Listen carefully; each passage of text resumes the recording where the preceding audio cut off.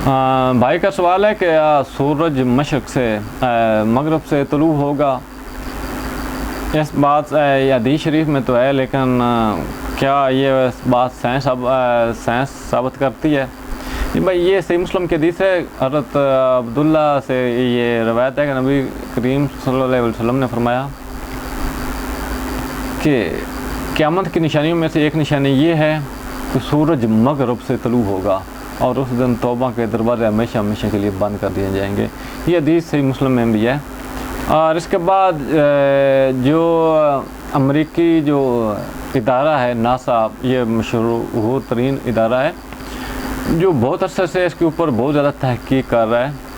उसके मुताबिक जो मरीख सियारा है, इसकी जो गर्दिश है उसमें काफ़ी कमी महसूस हुई। कमी होने के बाद ये 2016-17 की बात है, उसकी जो गर्दिश है वो रुक गई थी। रुकने के बाद उसकी जो सिमत है, जो पहले वो दूसरी सिमत में चल रहा था, तो उसकी रुकने के बाद उसकी जो सिमत है वो मुखालफ चली गई, मुखालफ गर्दिश कर रहा है। अब इसके बाद साइंसदानों का ये भी कहना है कि